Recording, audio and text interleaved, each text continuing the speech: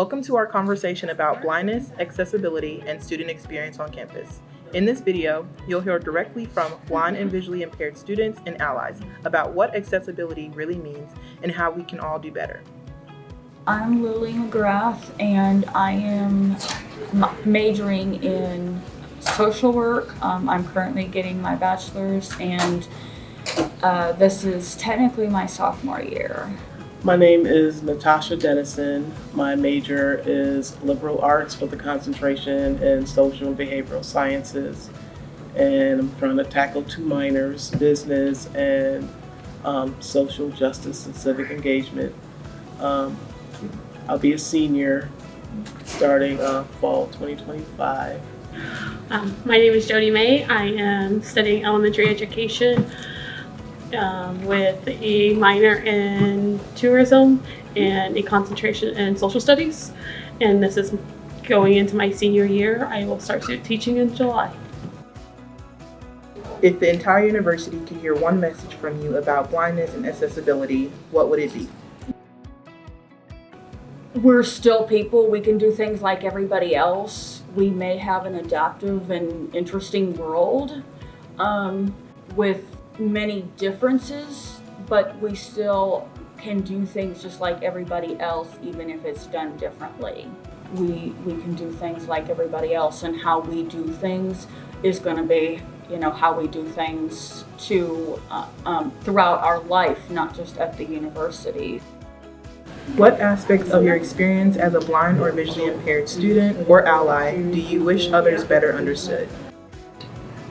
I think the main thing is just like other students, they have diverse, abilities and preferences that may or may not require like awareness or patience from others. And they are able to participate in like classroom and group activities. And they do not require like constant assistance, and if everything were accessible, then they would require even less assistance. In what ways do you think the university overlooks the fact that blind and visually impaired students have individual needs and preferences? Is just because somebody has a visual impairment or they're totally blind doesn't mean they can't do.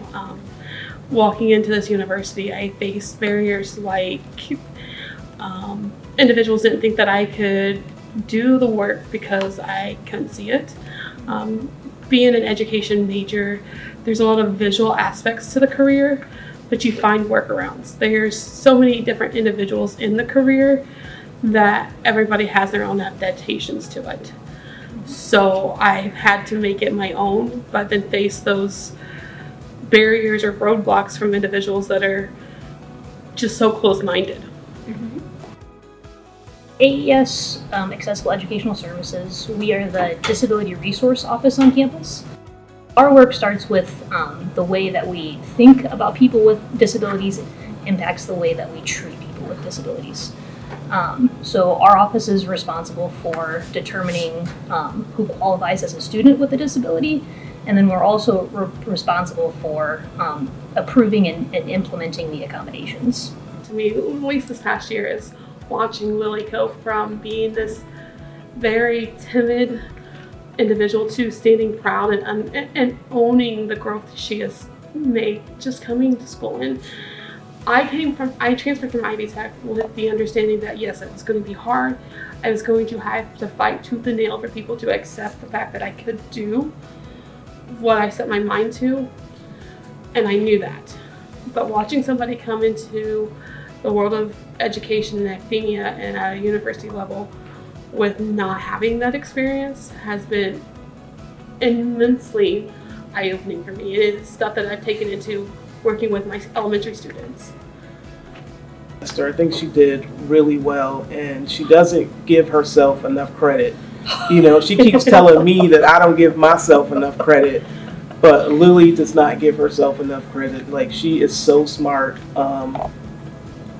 intelligent, like capable, independent, like all of that. And the community, the the tribe that we've built in the last year has not only helped me grow as an individual, but helped me understand that perspective is not always key, but understanding others' perspective helps you understand your own. Yes.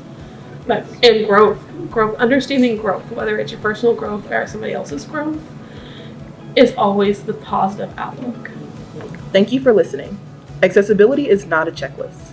It's a commitment to equity, care, and understanding. We hope these voices stay with you as we continue working toward a truly inclusive campus.